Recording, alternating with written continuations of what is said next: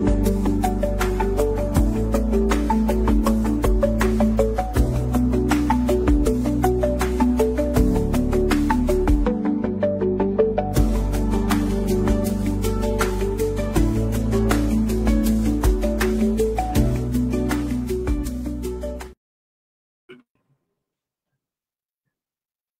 দর্শক শ্রোতা মণ্ডলী, দৈনিক আড্ডাবাজিতে সকলকে স্বাগতম এবং শুভেচ্ছা। তো আজকে থেকে শুরু হলো দৈনিক আড্ডাবাজি। তো প্রথম পর্বে আমার খুবই প্রিয় একজন মানুষ, প্রিয় একজন কবি অতিথি হয়ে এসেছেন, নকিব মুকসী। তার সাথে আজকে অনেকক্ষণ আমরা গল্প দেব, মজার কথা বলবো। আশা করছি আপনারা যে যেখান থেকেই দেখছেন পুরোটা সময় জুড়েই আমাদের সাথে থাকবেন এবং কেমন লাগছে মন্তব্যের মাধ্যমে জানাবেন। তো যাই হোক, আর কথা না বাড়িয়ে আমরা শুরু করছি ছোট্ট একটা মুখবন্ধ দিয়ে আমাদের আজকের সম্মানিত অতিথি নকিব মুকসীর ছোট্ট একটা পরিচিতি দিয়ে।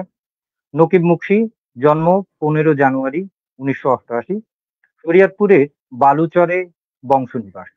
পড়াশোনা জার্নালিজম অ্যান্ড মিডিয়া স্টাডিজে স্নাতক সম্মান ও স্নাতকোত্তর। তার এ পর্যন্ত যে বইগুলো বেরিয়েছে, প্রথম বই কাছিমের পিঠে গণতন্ত্র, ভাষাচিত্র প্রকাশনী থেকে 2013 সালে, প্রতি শীর্ষে অর্ধ জিরাফ, জেব্রা ক্রসিং প্রকাশন 2019 সালে, দুধে গাই এজমালি বাগান, চন্দ্রবিন্দু প্রকাশন থেকে 2020 সালে, জুতার কিরণ অনুপ্রাণন প্রকাশন থেকে 2020 সালে, পৃথিবী এক সারোগেট মাদার ঐতিহ্য থেকে 2024 সালে, এবং তার সর্বশেষ যে বইটি এসেছে সেটা আমার হাতে অলরেডি আছে, মাসতুলের জ্বর, এটা এসেছে। যাই হোক, আর কথা বাড়াচ্ছি না, আপনারা সকলেই জানি অপেক্ষা করছেন আজকের কুশল বিনিময়ের জন্য। চলে যাচ্ছে আমাদের আজকের অতিথি কবি নকিব মুকসীর কাছে। কেমন আছেন? ধন্যবাদ তানজির ভাই আপনাকে এবং শ্রোতা দর্শক মন্ডলী যারা দেখবেন এবং দেখছেন সবাইকে স্বাগত এই দুই কবির আড্ডাখানায়। আপনি কেমন আছেন? আচ্ছা, হ্যাঁ, আমি এই মোটামুটি ভালো আছি। তো আজকের এই যে ছোট্ট আমাদের আড্ডাবাজি শুরু হলো, আশা করছি এই আড্ডাবাজিতে আরো অনেক লোক যুক্ত হবে ধীরে ধীরে, আরো কবিরা আসবেন। কবিদের এই আড্ডাটা সত্যি খুব আনন্দের ব্যাপার হবে, আশা করছি শ্রোতারাও পছন্দ করবেন। তো কবির কাছে আমরা প্রথমেই যেটা জেনে নেব এবং জানতে চাই যে এই যে কবিতা চর্চা শুরু হলো, এই প্রেমটা কখন কিভাবে শুরু হলো এবং কখন ফিল করলেন যে আমি কবিতাটা খুবই ভালোবাসি এবং এটা লিখতে চাই, আর কখন শুরুটা হয়েছিল কবিতা? তানজির ভাই আপনাকে ধন্যবাদ আজকের এই অনুষ্ঠানে স্বাগত জানানোর জন্য। আমি যে জিনিসটা আসলে মনে করি যে ধরেন এখন তো আমাদের ফিজিক্যাল ডিস্টেন্সটা বেড়ে গেছে, বাট আমরা অনলাইন দুনিয়ার মাধ্যমে এই ডিস্টেন্সটা আমরা কমাতে পারি। আপনি যেই উদ্যোগটা নিয়েছেন এটাকে আমি স্বাগত জানাই। আর যেটা হয় যে আলোচনাটা আসলে অনেকটা ক্যাজুয়াল আলোচনা হওয়াটাই খুব ভালো, যেহেতু এখানে সাহিত্যের ব্যাপার নিয়ে আলাপ করব, বন্ধুরা আলাপ করব, ফলে আমি ঠিক ওইভাবে অভ্যস্ত না, ফলে আমার আলোচনাটা অনেকটা একেবারে ইনফর্মাল আলোচনা হবে। এই জন্য আমিও ইনফর্মাল আলোচনা করতে চাই। যারা দর্শক আছেন, ভিউয়ার আছেন, সবার কাছে ক্ষমা চেয়ে নিই আগেই। আমি ওই রকম একেবারে টাইপ পড়া আড্ডা আমার পক্ষে সম্ভব না, বিকজ কারণ আমি ওইভাবে আড্ডা দিতে অভ্যস্ত না। না, আপনার কিন্তু অনুষ্ঠানের শিরোনামও দৈনিক আড্ডাবাজি। তো দৈনিকে আড্ডাবাজি, আড্ডা ক্যাজুয়াল, আমরা অফলাইনে আড্ডা দিতাম, এখন অনলাইনে আড্ডা দেব।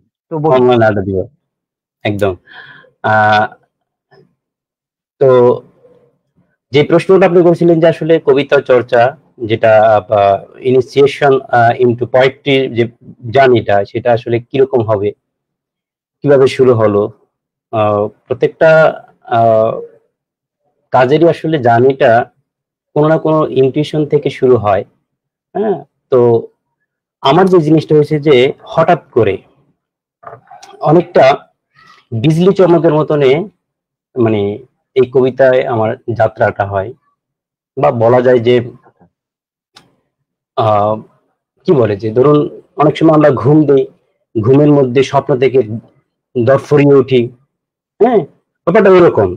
একটু খুলে বলি, আমার বন্ধু কাউসার, তখন মেবি আমি 6 শেষ করে 7-এ উঠেছি, ক্লাস 7-এ। তো সে হচ্ছে খুব ব্রাইট স্টুডেন্ট, তার প্রচুর পড়াশোনা এবং ফার্স্ট সেকেন্ড বয় এরকম ক্লাসে থাকে। তো তার বাড়িতে ইসলামিক ফাউন্ডেশনের একটা লাইব্রেরি আছে এবং তার নিজেরও লাইব্রেরি আছে। তো আমার বাড়িটা একটু আমি বলি যে আমার জন্মস্থানটা এবং সেটা সম্পর্কে একটু বলি। এই কথাগুলো আসেনি, কোথাও আলাপ হয়নি। আমার বাড়িটা হচ্ছে আপনার মেঘনা এবং মেঘনা নদীর শাখা নদী মাঝখানে, এটা চরাঞ্চলে। দুই নদীর মাঝখানে, মানে মেঘনা এবং মেঘনা শাখা নদীর মাঝখানে চরাঞ্চল হচ্ছে আমার বাড়ি ছিল। এখনো আমার মানে পৈতৃক বাড়ি যেটাকে বলি, ওইখানে এখনো আমার চাচারা আছেন বা আর আত্মীয় স্বজন আছেন, বাট আমরা এখন ওইখানে নেই। তো সেটা হয় যে ওই জায়গাটাতে, যেটা এই কারণে বললাম যে আমার বেড়ে ওঠাটা আসলে চরের মধ্যে, হ্যাঁ, একেবারে উদ্দাম হাওয়ার মধ্যে, জল জঙ্গলের মধ্যে বেড়ে ওঠা এক ধরনের, যেখানে জীবনের খুব কাছ থেকে দেখেছি। হ্যাঁ, আর সমস্যার মধ্যে যে জিনিসগুলো ছিল যে আশেপাশে কোনো স্কুল ছিল না, আশেপাশে কোনো রাস্তাঘাট ছিল না, বিলের মাঝখানে বাড়ি। হ্যাঁ, ফলে দেখা যাচ্ছে ওই জায়গা থেকে আমাদের স্কুলে যেতে হলে নদী পার হওয়া লাগতো, খাল পার হওয়া লাগতো, বিল পার হওয়া লাগতো। যাক, সেই হিস্ট্রি হয়তো অন্য এক সময় বলবো। তো ওই জায়গা থেকে আমাদের ওই গ্রামটাতে আসলে ম্যাক্সিমাম মানুষের পড়াশোনা হতো না। ইভেন যদি দেখা যায় যে আমাদের সময় বা আমাদের আগে বা আশপাশের সময়গুলোতে ওই আমাদের পরিবারের 2-4 জন মানুষেরই যাই পড়াশোনা হয়েছে। হ্যাঁ, আর আর এরকম খুব একটা মানুষ পাওয়া যায় না যারা আসলে একটু পড়াশোনা করছে, একটু একাডেমিক পড়াশোনা হয়েছে। তারপরেও আমাদের পড়াশোনাটা যেটা ছিল যে আসলে এই যে সভ্য জগৎ বলি, শিক্ষার জগৎ বলি, পড়াশোনার জগৎ বলি, এগুলোর সাথে আমাদের পরিচয় একটু দেরিতেই হয়েছে। হ্যাঁ, ইভেন আমার এই স্কুলে যাওয়াটাও অনেক দেরিতে হয়েছে। তো এই ব্যাকগ্রাউন্ডটা টানার এই কারণে যে একটু বোঝার জন্য যে আসলে আমার জার্নিটা কেমন ছিল, যে সাহিত্য জগৎ সম্পর্কে যে আমার যে একদমই ধারণা নেই বা ছিল না, ওই সময় থাকার কথা, যে পরিবেশে আমি বেড়ে উঠছি, সেটা বোঝার জন্য এই ব্যাকগ্রাউন্ডটা টানলাম।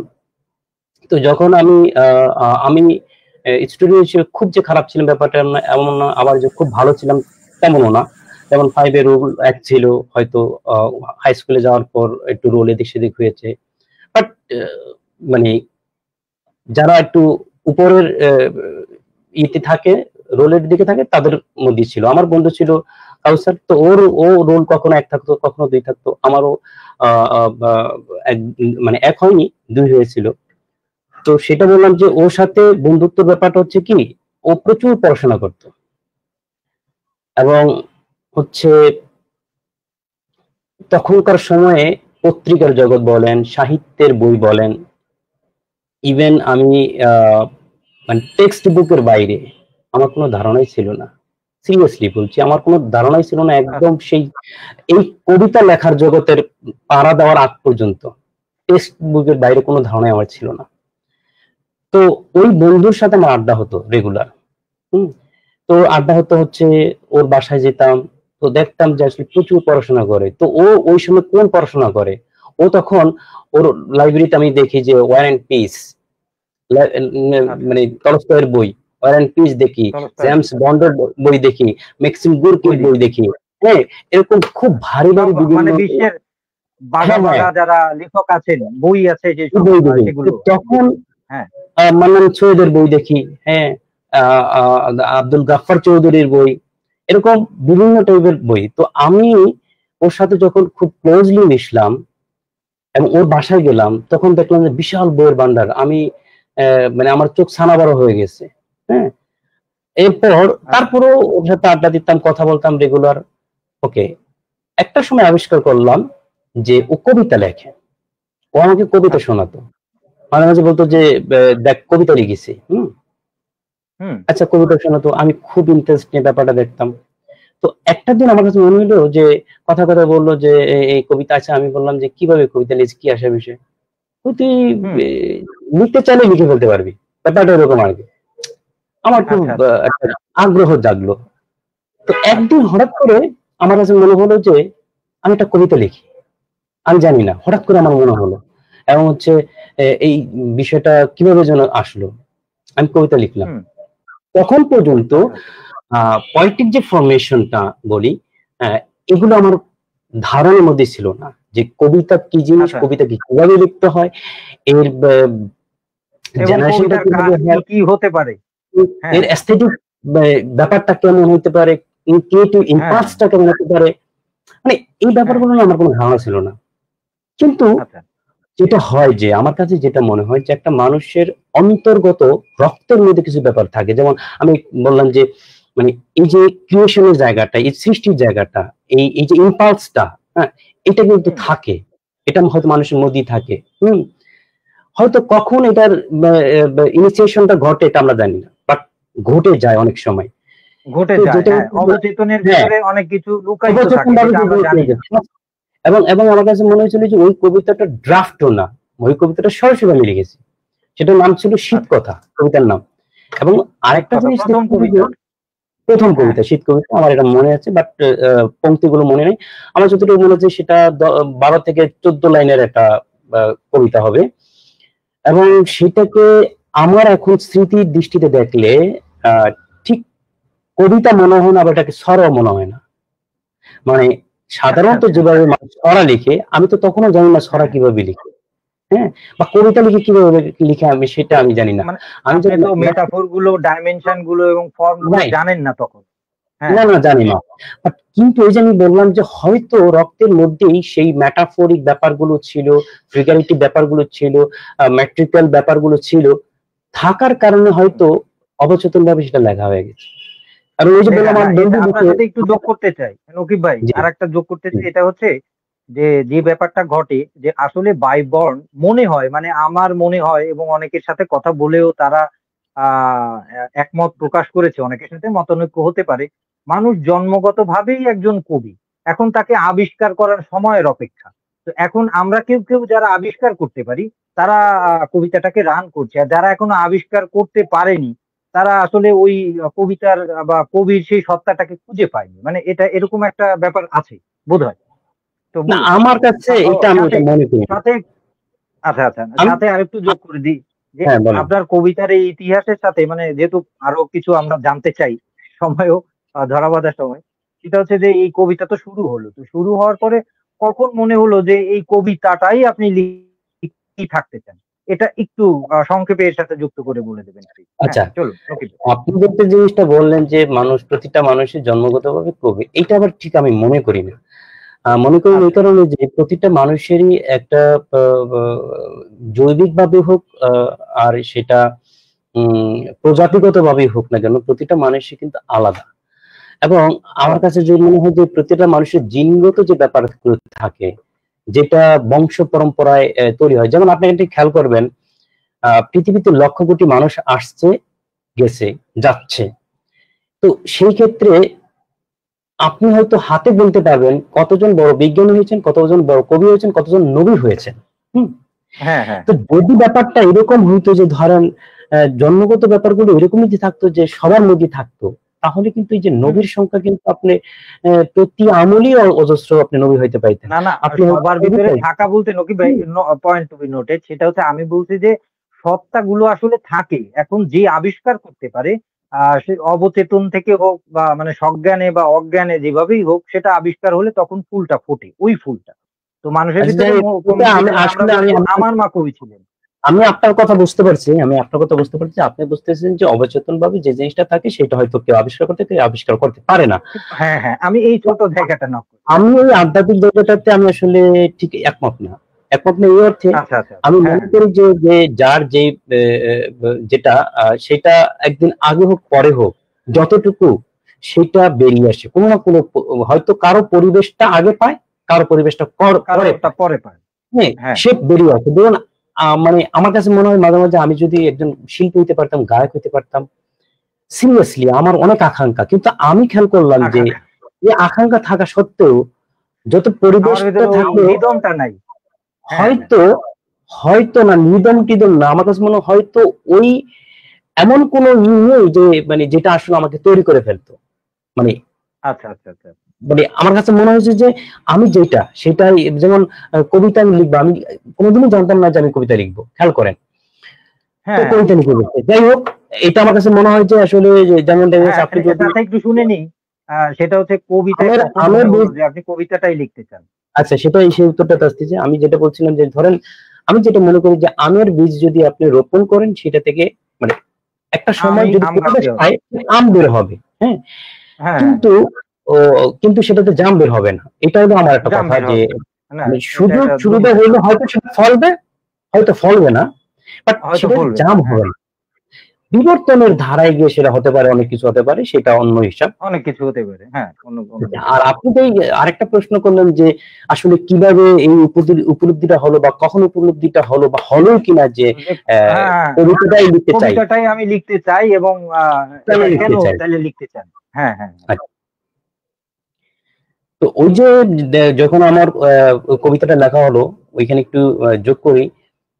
শীতকথা কবিতাটা আমি লেখার পর আমার বন্ধুকে আমি দেখালাম, দেখানোর পরে ও খুব উচ্ছ্বসিত হলো, যে বললো যে হায় রে, আমি তো কবিতা লিখতেছি অনেকদিন ধরে, তোর কবিতা তো আমার থেকে খুব ভালো, মানে লাইক দ্যাট, এরকম একটা হ্যাঁ, প্রশংসা বাবা! সে করছিল। আমি খুব আচ্ছা, মানে আচ্ছা, আচ্ছা। প্রফুল্ল, মানে হচ্ছে যে সে আমার কাছে হলো আমার প্রফুল্ল গুরু, হলেন। কবি। হ্যাঁ, সে হ্যাঁ, সে আমার কাছে কবিগুরু, ব্যাপারটা এরকম আর কি। পরে আচ্ছা, আচ্ছা। আমি আমি তখন ওই যে আপনার বাংলা বেতারে, হম, হুম, বাংলা বেতারে আমি ইয়েটা পাঠাই, হ্যাঁ, বাংলাদেশ বাংলাদেশ বেতারে। বেতারে কবিতাটা পাঠান। হ্যাঁ, হ্যাঁ, হ্যাঁ। হ্যাঁ, কবিতাটা পাঠাই, ওইখানে একটা আসর ছিল, কবিতা পাঠের একটা আসর ছিল। হুম, তো আমি ওটা হুম, যে ওই রেডিওতে শুনতাম, ওই কবিতা পাঠের আসরটা শুনতাম।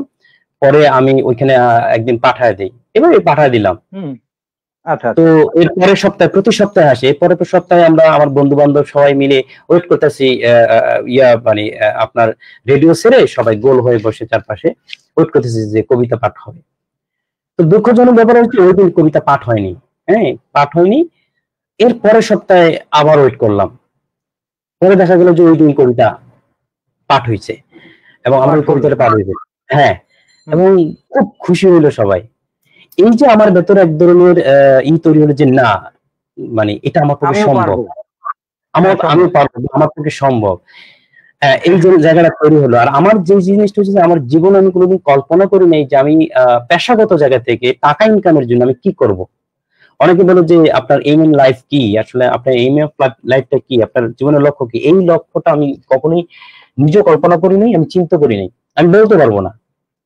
এই যে কবিতা ঢুকলাম, ঢোকার পরে ওই যে কবিতা ঢুকলাম, এরপরে আমি আমার পেশাগত জীবন বা আমি জীবনে কি হতে চাই আমি পুরো ভুলে গেলাম। আমি কল্পনাই কোনোদিন করিনি যে আমি কি হব। তবে একটা জিনিস আমার কাছে মাথায় রাখতো, যে একটা লোভ বলেন বা একটা আকাঙ্ক্ষা বলেন, সে আকাঙ্ক্ষাটা আকাঙ্ক্ষা দাঁড়িয়েছিল বলেন। এরকম। হ্যাঁ।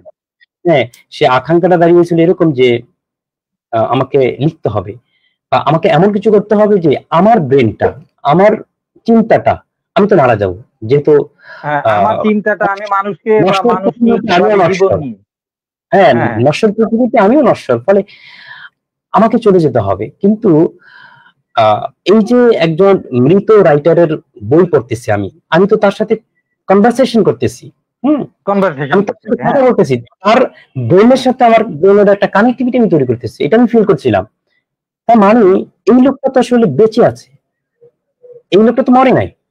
তো আমার কাছে মনে না মনে একটা হতো যে ইমেজ। হ্যাঁ, হ্যাঁ। রাইট, আমার কাছে যেটা মনে হতো যে আমার তো সব মানে আমি নিজেই আসলে মিশে যাবো মাটির মধ্যে, আমি আমার কোনো অস্তিত্ব থাকবে না। হ্যাঁ, কিন্তু আমার ব্রেনটা যদি আমি রেখে যেতে পারি পৃথিবীতে, তার মানে হচ্ছে যে ওই ব্রেনের আমার সাথে চিন্তাটা আমার পরবর্তী পরবর্তী প্রজন্ম কানেক্ট করতে পারবে, তারা কানেক্ট কমিউনিকেশন করতে করতে পারবে, পারবে। তাদের হ্যাঁ, সাথে হ্যাঁ। আমিও কমিউনিকেশন করতে পারবো। কমিউনিকেশন করতে এই পারবে। এই একটা কাজ আমার মাথায় কাজ করতো, এবং সেইটাকে চিন্তা করেই দেখলাম যে আমি আসলে কবিতাটাই ভালো লিখতে পারি, মানে আমার মনের ভাবটা প্রকাশ করার জন্য আমি কবিতাটাই ভালো পারতেছি। বা আমার কবিতার কাছে, ফর্মটাকে আমি বেছে নিচ্ছি। হ্যাঁ, ফর্মটাকে, এটা আমাকে খুব বেশি কানেক্ট করে, এটা আমাকে খুব বেশি উদ্বেলিত করে, উৎকণ্ঠিত করে, আমাকে বেশি ইমোশনাল করে তোলে। এই যে জায়গা, এই জায়গা থেকে আমি পুরোপুরি ভুলে গেছিলাম যে আসলে আহ, মানে আমার পেশাগত কি হবে, আমি কি হব না হব, ইভেন আমি কবি হব সেই ব্যাপারটা আমার মাথায় নাই, বাট আমার ওই একটা চিন্তা ছিল। তো যেটা হচ্ছে যে আচ্ছা। এই যে কবিতার উপলব্ধিটা, কিভাবে কবিতাটা উপলব্ধিটা আপনি বললেন, এটা আমি এক্স্যাক্টলি বলতে পারবো না ঠিক কখন মনে হলো যে আমি কবিতা বেছে নিলাম। কিন্তু ওই যে আমি আপনার মানে কখন যে ঢুকে গেছি, ঢুকে গেছি আমি নিজেও জানি। বললাম যে কবিতায় আমি ঢোকার পরে যে আমি সবকিছু ভুলে গেছি। ইভেন আমি আমার কলেজ লাইফে গেছি মতন আমি আমার সায়েন্সের স্টুডেন্ট ছিলাম আমি, এসএসসি তো সায়েন্সের স্টুডেন্ট ছিলাম, ইন্টারে সায়েন্সের স্টুডেন্ট ছিলাম। তাহলে মানে বোঝেন যে ওখানে একটা পড়াশোনার চাপ আছে যথেষ্ট পরিমাণ। সেই ইন্টারমিডিয়েটে সায়েন্সের স্টুডেন্ট থাকা সত্ত্বেও আমার বন্ধুরা জানে যে সপ্তাহে 2 দিন 1 দিন যাইতে কলেজে যেতাম কিনা খুব সন্দেহ ছিল। তার মানে কি হয়েছে কি, আমি কবিতা ঢুকে গেছি। এই জগৎটা আমার কাছে খুব বেশি মানে গুরুত্বহীন হয়ে গেছে পড়াশোনা, একাডেমিক পড়াশোনার নয়। তখন দেখা যেত কি আপনার ওই যে ওয়ার এন্ড পেস এই বন্ধুর থাকে এই বইগুলো নিছি, ম্যাক্সিম গোর্কির বই, জেমস বন্ডের বই, শার্লক হোমস একেবারে মানে কি বলে মানে কিশোরে মাসুদ রানা, ফেলুদা মাসুদ রানা, ঠিক আছে এগুলো রাইট। এবং আপনার মনে করেন মীর মোশাররফ হোসেনের সেই কারবালা, মানে কারবালা বিষাদ সিন্ধু, বিষাদ সিন্ধু, কারবালা বিষাদ সিন্ধু, এবং সেটা পিঠ ব্যথা হয়ে যেত আমার। দেখা গেল যে সারাদিন পড়তাম, শরীরে জ্বর চলে আসতো। এই যে একটা উন্মাদনা, মানে এই উদ্দীপনায় আমি ঢুকে গেলাম। এবং এই ঢুকে যাওয়ার পরে কবিতার মধ্যেই জীবনযাপন, কবিতার মধ্যে সবকিছু এভাবে চলতেছিল। আসলে আমি আর মানে ওইভাবে ভাবতে পারিনি যে কখন জীবন আর কবিতা একাকার হয়ে গেছে বা নিজে টের পাইনি আর এখনো চলছে। আচ্ছা, না যাক, আমরা সেটা বুঝলাম। এখন সাথে আরেকটু জিজ্ঞাসা করি, এই যে পথটা, যতটুকু পথ আপনি চললেন শুরু থেকে এই পর্যন্ত এই কবিতায় বা শিল্প সাহিত্যে, এই পথটা কতটা মসৃণ ছিল বা কতটা কঠিন ছিল, এটা যদি একটু বলতেন। নকিব ভাই কি আছেন আমাদের সাথে?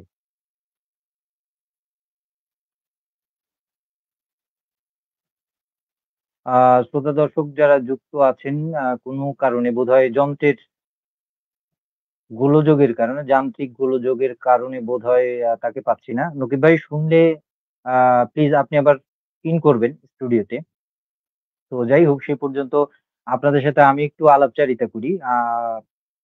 এই যে লাইভ সেশনটা শুরু হলো দৈনিক আড্ডাবাজি, আশা করছি এই দৈনিক আড্ডাবাজিতে যারা ক্রিয়েটিভ বিভিন্ন মানুষ আছেন, বিভিন্ন বিষয়, সৃজনশীল বিষয় নিয়ে কাজ করছেন, তাদের মনোভাব, তাদের পথ চলা, তাদের কাজ, আর এই শিল্প সাহিত্য এবং এই ক্রিয়েটিভ কাজ দিয়ে কিভাবে সমাজকে উপকার করা যায়, নিজের কথা বলা যায়, সুন্দর সমাজ গড়া যায়, সেটার ব্যাপারেই আমরা খোলসা করে শুনবো। হয় কি, কবিতা কিংবা শিল্পের মাধ্যমে কবি এবং শিল্পী তারা যেভাবে তার শিল্পের মাধ্যমে বলে, সেখানে অনেক ধরনের উজ্জ্ব কথা থাকে, যেগুলো আমরা কবি বা শিল্পীকে যদি আনতে পারি। দুঃখিত, আমরা পেয়ে গেছি নকিব ভাইকে। আমি কথা বলছিলাম আর কি আপনার হয়ে। তো যাই হোক নকিব ভাই, পরে যেটা জানতে চাচ্ছিলাম, আমার কথা শুনতে পাচ্ছেন? আমি তো দেখতে পাচ্ছি না, আমি শুনতে পাচ্ছি, বাট আপনাকে আমি দেখতেও পাচ্ছি, শুনতেও পাচ্ছি। যাই হোক, একটা গোলযোগ আছে। আমি কি প্রশ্ন করব নাকি আপনি আবার বেরিয়ে গিয়ে আবার আসবেন? দাঁড়ান, আমি আবার আসতেছি। আচ্ছা আচ্ছা আচ্ছা। তো শ্রোতা দর্শক, কিছু ত্রুটি আসলে থেকেই যায়, যেমন যন্ত্রের যন্ত্রণার ব্যাপার, তো অনেক ধরনের ত্রুটি থাকে, সেগুলো কাটিয়ে আমরা চেষ্টা করি তারপরও একসাথে থাকার, কথা বলার। আশা করছি আপনারা বিরক্ত হবেন না, ব্যাপারগুলো বুঝবেন, কারণ লাইভ সেশন এর কিছু ঝুট ঝামেলা থাকেই। তো যে কথা বলছিলাম, তো কবিদের সেই যে উদ্যোগতা, যা আমরা মানে বুঝতে পারি না তার শিল্পের মাধ্যমে, তো সেই ফর্মটাকে যখন শিল্পী যখন কথা বলেন, তখন আমাদের বুঝতে সুবিধা হয়। তো সে কারণেই এই শিল্পী, সাহিত্যিক, সৃজনশীল মানুষদের সাথে এই আড্ডার আয়োজন, দৈনিক আড্ডাবাজি, একদম সহজ সরল। এবং শিল্পীরা, আপনি দেখছেন আজকের কবি কত সহজ সরল ভাবে তার পথ চলা এবং কবিতা নিয়ে কথা বলছেন। আশা করছি কবিতা পড়ে যেসব পাঠক কিংবা শ্রোতা দর্শক বৃন্দ যারা বুঝতে পারেন না, বরঞ্চ কবি যখন বলেন যে এভাবে এভাবে কবিতার চলন বলন, তখন বোধহয় বুঝতে সুবিধা হয়। নকিব ভাই, আপনাকে আমি দেখতে পাচ্ছি, স্ক্রিনেও দেখা যাচ্ছে, তো শুনতেও পাচ্ছি। আমি কি প্রশ্ন করব পরবর্তী? করেন, কিন্তু আমি তো ওটা বুঝতেছি না। আচ্ছা, আপনাকে দেখা যাচ্ছে, আপনি ওভাবে ফোন রাখলে চলতে থাকবে আর কি, আপনি না দেখলেও আমরা দেখতে পাচ্ছি এবং স্টুডিওতে দেখা যাচ্ছে, শ্রোতা দর্শকরা দেখতে পাচ্ছে। তো পরে আপনার কাছে ছোট্ট করে জানতে চাওয়া, যে এই যে কবিতার যত ছোট বড় যে পথটা আপনি পাড়ি দিলেন এই পর্যন্ত, এই পথটা কতটুকু মানে কণ্টকময় ছিল, কতটুকু বন্ধুর ছিল, বা কতটুকু মানে সুন্দর ছিল, মানে মসৃণ ছিল নাকি কণ্টকময় ছিল, সে ব্যাপারটা একটু আমাদেরকে বলবেন ছোট করে, ছোট করে, একদম ছোট Okay, করে। এবার আমি দেখতে পাচ্ছিলাম। আচ্ছা আচ্ছা, প্রশ্নটা শুনেছেন আহ, আপনি? হ্যাঁ, আমি আমি যে জিনিসটা বুঝতে পারছি যে আসলে এই সাহিত্য চর্চায়, কবিতা চর্চায় আসলে কতটুকু প্রতিবন্ধকতার শিকার, বা আসলে কি কি ধরনের মানে বাধার মানে মধ্যে দিয়ে আপনার এই আসলে। পথ চলাটা আপনি মানে কতটা বাধা বিপত্তি পার হয়ে এলেন, নাকি কতটা মসৃণ ছিল আপনার এই সাহিত্যের বা কবিতার পথটা, বা এখনো আছে? আচ্ছা, কবিতা আসলে এই এস্থেটিক ফর্মে আপনার সহজ কোনো পথ না। কারণ হচ্ছে কি, এটা দেখেন, এটা আর 10টা পেশার মতো না। আমরা যে হ্যাঁ, এই জিনিসটা পেশা দেখি থেকে যে আমারও মনে হলো, আপনার কাছে আমার হুম, আরো একটা জানতে চাওয়া আছে যে কবি কি আসলে পেশা হতে পারে? আর সেই পেশা দিয়ে কবি কি ইনকাম করে দুটো ডাল ভাত কি খেতে পারবে? ওই কণ্টকময়তার সাথে এই প্রশ্নটা যুক্ত করে দিই, বলেন। আচ্ছা, যে জিনিসটা বলছিলাম যে প্রতিবন্ধকতা মানে প্রতি মুহূর্তেই ছিল। যেহেতু আমি আমার বেড়ে ওঠা একটু প্রত্যন্ত অঞ্চলে, এবং যেখানে আসলে এই সাহিত্যের বই কিংবা পত্র পত্রিকা, ইভেন টেলিভিশনও বহু বছর পরে ওইসব জায়গায় পৌঁছেছিল। ফলে দেখা যাচ্ছে যে আসলে এইসব জগতে মানুষের স্বাভাবিকভাবে সাহিত্য সম্পর্কে তাদের খুব একটা ধারণা ছিল না সাধারণ মানুষদের মধ্যে। ইভেন আমাদের পরিবারের মধ্যে সেই ব্যাপারগুলো তেমন ছিল না। তো ফলে এই জায়গাটা, এই যুদ্ধটা একার যুদ্ধ, এবং সাইলেন্টলি অনেক ধরনের সোশ্যাল, কালচারাল, রিলিজিয়াস, এরকম নানান ব্যাপার আছে যেগুলো পলিটিক্যাল আসলে বিভিন্ন পলিটিক্যাল, বাধার এগুলো সম্মুখীন হতে ছিল। হয়। সবচেয়ে বড় ব্যাপারটা কি জানেন? আপনার একজন রাইটারকে প্রতি মুহূর্তেই যে তাকে এই ধরনের বাধাগুলো অতিক্রম করতে হয়, এবং এই প্রতিটা বাধাই তার এক একটা কবিতার পংক্তি তৈরি করে।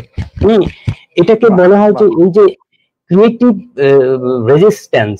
এই ক্রিয়েটিভ রেজিস্ট্যান্সটা দিয়ে কিন্তু একজন কবি সামনে এগিয়ে যায়, এবং এগুলো না থাকলে যাকে তার বলে, যাকে আমরা মানে আমাদের যারা মুরব্বী আছেন তারা বলে যে সোনা পুড়িয়ে পুড়ে পুড়ে খাঁটি হয় সোনা, সেরকম একটা ব্যাপার বোধহয়। Right, right. তো যেটা হয় যে আপনার ধরুন পাহাড়, আমরা পর্বতে দেখি যে ঝর্ণা হয়। ঝর্ণা কি হয়?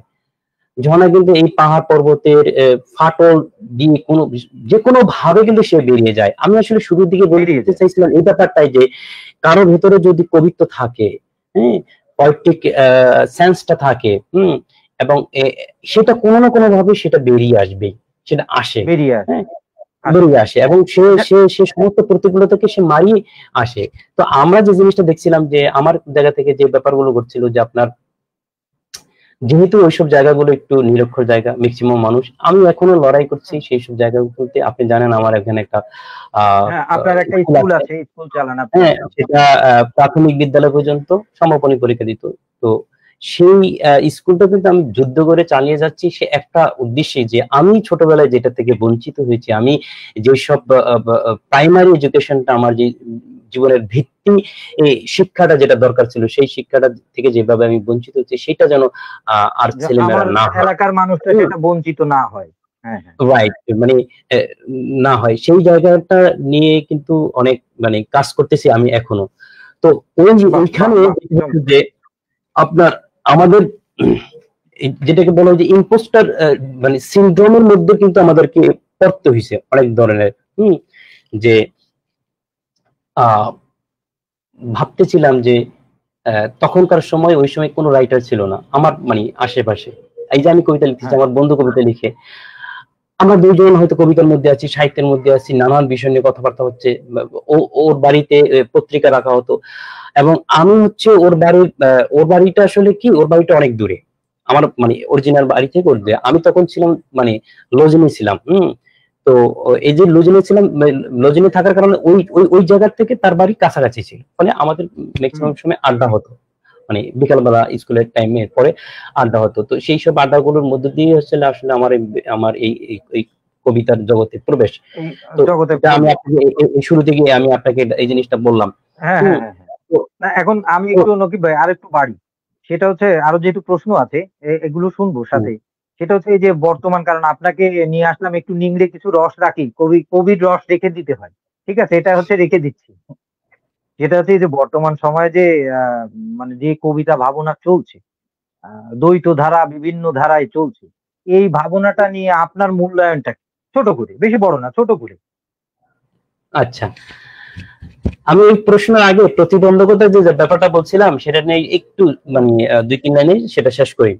মানে ধরেন আমার দুইটা মোটাদাগে প্রতিবন্ধকতা ছিল। একটা ছিল যে মানে আপনার রিলিজিয়াস এবং হচ্ছে এটাকে কি বলে সেক্সুয়াল যে সেন্সরশিপ, এই সেন্সরশিপ ছাড়া মোটামুটি আমি অন্য কোনো সেন্সরশিপে পড়ি নাই। পলিটিক্যাল সেন্সরশিপ, সোশ্যাল সেন্সরশিপ মানে মোটা দাগে পড়ি নাই। বাট পারিবারিক ভাবে বা যারা জানতো যে আমি কবিতা লিখি তাদের মধ্যে একটা ইয়ে ছিল, আপনি জানেন যে কি ধরনের প্রশ্নের মুখোমুখি হতে হয়, এই ধরনের প্রশ্নের মুখোমুখি এই জিনিসগুলো ছিল। হ্যাঁ, আরেকটা জিনিস হচ্ছে ধরেন আপনার মানে আমাদের এটা তো আসলে এখনো লিটারি ইকোনমিক যে মানে বেসমেন্টটা, এই বেসমেন্টটা দাঁড়ায় আমাদের সোসাইটিগুলো দেখে কি আমাদের সোসাইটিগুলো মানে লিটারেসি কিন্তু ওইভাবে এখনো বাড়ে নাই। হ্যাঁ, অতটা এখনো কিন্তু 100% লিটারেট পিপল সোসাইটি নাই আমাদের সোসাইটি গুলোতে। তো দেখা যাচ্ছে কি ওই লিটারেট পিপল গুলোর মধ্যে মানে পয়েটিক লিটারেসি মানে কতজনের মধ্যে আছে, ওইটা যদি আপনি মাপেন, আপনি মানে আমার মনে হয় না 1% পাবেন না খুব সুন্দর। এখনো অনেক সোসাইটির মধ্যে পয়েটিক লিটারেট যে পিপলদের যে একটা সোসাইটি আমরা যেটাকে কল্পনা করতে পারি সেটা কিন্তু নাই। হয়তো অনেক সোসাইটির মধ্যে মানে বহির দেশের সোসাইটির মধ্যে আছে, এখনো ওইভাবে আমরা ইকোনমি। এখানে সবচেয়ে বড় বাধাটা কি জানেন? ইকোনমিক কনস্ট্রেন্ট যে ব্যাপারটা আছে। হ্যাঁ, আর্থিকভাবে আমরা কিন্তু কল্পনা করতে পারি না। একজন কবি মানে সবাই ভাবে যে ও কবি। দেখেন একজন কৃষক কৃষিকাজ করে, আমি আপনার প্রশ্ন আসতেছি, একজন কৃষক কৃষিকাজ করে, জীবিকা উপার্জন করে, টাকা না কি বলি কৃষক। একজন ডাক্তার সে মানে রোগী দেখে, তাকে ডাক্তার বলি। একজন উকিলকে উকিল বলি, যে ই করে বিশেষজ্ঞ। প্রত্যেকে কিন্তু আপনি দেখেন সে তার মানে কাজ করে উপার্জন করে এবং তার পরিচিতি আছে। বাট আপনি কবিদের ক্ষেত্রে প্রফেশনালের জায়গা থেকে কিন্তু আপনি সেভাবে পাচ্ছেন না। সেভাবে আপনি কবি প্রফেশনালের যে পরিচয়টা, এই পরিচয়টা আপনি পাচ্ছেন না। হ্যাঁ, আপনি কবিতা লেখেন এই জন্য কবি, কিন্তু আপনি কবিতা লিখে মানে উপার্জন করবেন, সেই ইকোনমিক লিটারেসি বেসমেন্টটা কিন্তু আমাদের এখানে তৈরি হয়। আমাদের প্রেক্ষাপটে আমাদের জানে যে একটা ছেলে কবিতা লেখা শুরু করছে, সবাই বাবা মা সবাই ভাবে যে এ গেছে গোল লাগেছে,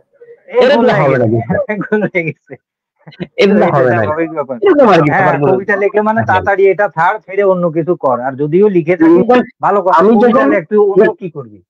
ওই যে আপনাকে আমি বলছিলাম যে আমি যখন কবিতা লিখতে শুরু করি তখন আরেকটা মানে মনস্তাত্ত্বিক একটা দ্বন্দ্ব তৈরি হয়েছে। সেটা হচ্ছে যে মানে আমি তো আসলে ওই ফর্মাল ব্যাপারটাই জানি না।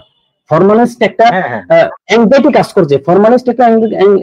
করছে, কিরকম যে ধরেন মানে কিভাবে মানে এটা কাঠামো কেমন হবে, এটা মানে ছন্দটা তো জানো না, তো কি করলে করতে হবে, আই ডোন্ট নো।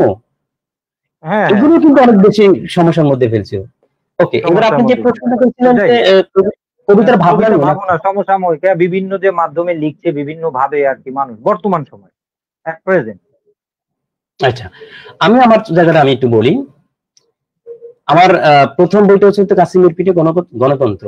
তো এই বইটাতে যেমন ওই যে বললাম শীত কথা কবিতাটা লিখছি, ওই কবিতাটাকে আমি কিন্তু মানে ওইটা কিন্তু স্বাভাবিক ছন্দের মধ্যে না, কিন্তু আমার যতটুকু কল্পনা এখন এই ম্যাচুর জায়গা থেকে ভাবি, মেমোরি থেকে সেটাকে উদ্ধার করি, ওই কবিতাটাকে আমার কাছে মনে হয় যে অনেকটা ভালো কবিতা ছিল।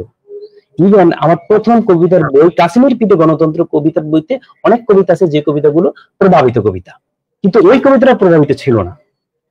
মানে এর একটা কারণ দেখলাম যে কি এক্সপিরিয়েন্সড যে জায়গাটা, ওই জায়গা থেকে কিন্তু কোনো মানে আহরণ করিনি আমি। আমার প্রকৃতি থেকে উঠে আসা র জিনিস। কারণ ওই যে আমি বললাম যে সাহিত্যের জগতের সাথে আমার কোনো পরিচয় ছিল না ওই কবিতাটা আমি যখন লিখি। আই ডোন্ট নো আপনি হোয়াট তো ইজ ফর্মই পোয়েট্রি, জানেন না, ওই পরিচয় তো নাই, তো আপনার র যে অনুভূতি ছিল সেই অনুভূতিটাই শব্দরূপ পেয়েছে ওই কবিতায়। এরপরে আপনার মনে করেন যে আমার প্রথম বইয়ের কবিতার অনেক কবিতা, সেই কলেজের কিছু কবিতা আছে, ইউনিভার্সিটির কবিতা আছে, সেখানে স্কুলে কিছু কবিতা আছে। তো আমি হচ্ছে একটা পর্যায়ে এসে আপনার সুকান্ত দিয়ে বেশ প্রভাবিত হই। সুকান্তের কবিতা পড়তে গিয়ে আমি একটা জিনিস খেয়াল করি যে প্রথমত যে সে খুব ইয়াং একজন কবি, অল্প বয়সে মারা গেছেন। পাঠ্যপুস্তকে তার কবিতা আমি পাচ্ছি, এবং সে ছোট ছোট সিগারেট, ছোট ছোট মানে গাছের ফাট নলে তারপরে হে মহাজীবন, এই যে ব্যাপারগুলো, এরকম ছোট ছোট ছোট ছোট জীবনের অনুষঙ্গ গুলো নিয়ে এত দার্শনিক এবং হচ্ছে মানে রেবেল, হ্যাঁ, এইটা আসলে আমার কাছে খুব বেশি প্রভাবিত করেছিল। আমাদের জীবনানন্দের কিছু আপনার নজরুলের কিছু ছিল। ফলে আপনি খেয়াল করবেন আমার প্রথম বইয়ের নামই ছিল কাশ্মীর পিঠে গণতন্ত্র। বোঝাই যাচ্ছে যে এটা কিন্তু রেবেল ব্যাপার আছে, কিন্তু এটার ভিতরে ব্যাপার আছে, হ্যাঁ, একটা বৈপ্লবিক চেতনার ব্যাপার আছে। তো যাই হোক, আমরা মোটামুটি পেলাম। ওই কবিতা হচ্ছে আপনার মনে করেন যে আমি একটু শেষ করি। তো ওই কবিতা আপনার কিছু কবিতা আছে খুবই খুবই আধুনিক এখনকার আমার মানে পোয়েটিক সেন্স থেকে আমি এটা বলছি, এবং হচ্ছে কিছু কবিতা আছে প্রভাবিত, সেটা আপনি নজরুল দিয়ে প্রভাবিত ভাবতে পারবেন। আমি আমার মানে ইয়েটা আমি বলে দিচ্ছি, হ্যাঁ, যেটা আমার কাছে মনে হয়। এখানে আসলে শুনেন, আমরা তো মানে আমার এই প্রথম মানে পোয়েট্রি কালেকশন বুকটাকে আমি আসলে ওইভাবে মৌলিক মানে একেবারেই আমার প্রভাবহীন মানে প্রভাব মুক্ত কোনো কবিতার বই আমি মনে করি না, ওইটাতে প্রভাব আছে। বাট 2019 সালে যখন আমার বই বের হয় আপনার দুধের গায়ে এজমালি বাগান, বোঝা যাচ্ছে, হ্যাঁ, না ওই যে এজমালি বাগান বললেন, তো নাম শুনেই বোঝা যাচ্ছে এখানে কিছু মেকানিজম আছে। দুধের গায়ে এজমালি বাগান। তো আমার কাছে আমার কবিতার জগতে ওই যে 2013 সালে আমি বই বের করছি, এরপর আপনার দেখেন 2019 সালে ব্যাপক একটা গ্যাপ কিন্তু। তো এর মধ্যে আমার বাবা মারা গেছে, নানান ধরনের উত্থান পতন আমার করছে, সেই অনেক ধরনের মানে সময় পার করে আসছে, লং টাইম। এবং এর মধ্যে এই সময়ের মধ্যে আমি আমার কবিতার জগতের সাথে ব্যাপকভাবে আমি নিবিড়ভাবে জড়িয়ে গেছিলাম এবং প্রচুর কবিতার বই পড়েছিলাম আমি। হ্যাঁ, যদিও আমার কবিতা মনে থাকে না আর আমি মনে রাখার চেষ্টা করি না, বাট প্রচুর পড়ছি বই। তখন আমার কবিতার জগৎ সম্পর্কে বা কবিতা সম্পর্কে আমার একটা ধারণা তৈরি হয়, এবং আমি হচ্ছে মনে করা শুরু করলাম যে না, কবিতা আসলে মানে নতুন কিছু না থাকলে, কবিতায় যখন আমি দেখি যে এই যে জীবনানন্দ এক ধরনের নতুন একটা জগৎ নিয়ে আসছেন, রবীন্দ্রনাথ এক ধরনের নতুন একটা জগৎ নিয়ে আসছেন, তার আগে বিহারীলাল এক ধরনের নতুন জগৎ নিয়ে আসছেন, যে বিহারীলালকে ভর করে রবীন্দ্রনাথ আলাদা একটা রবীন্দ্রনাথ তৈরি হয়ে গেছিলেন। মাইকেল মধুসূদন একটা জগৎ নিয়ে আসছেন, যেই জগতের সাথে অন্য জগতের মিল নেই। এবং আমরা যে দেখি যে ঈশ্বরচন্দ্র গুপ্ত, যিনি হচ্ছে মধ্যপ্রাচ্যকে পুরো কাট করে ফেললেন, আধুনিক যুগের সাথে মধ্যযুগের একটা একেবারে কেটে দিলেন, যার মধ্যে দিয়ে শুরু হলো সন্ধিক্ষণের কবি বলা হয়। এই জিনিসগুলো যখন আমার গভীর পাঠের মধ্যে দিয়ে আসলো, তখন আমার কাছে মনে হলো যে না, কবিতা আসলে শুধু হাজার হাজার মানুষ কবিতা লিখতেই পারে।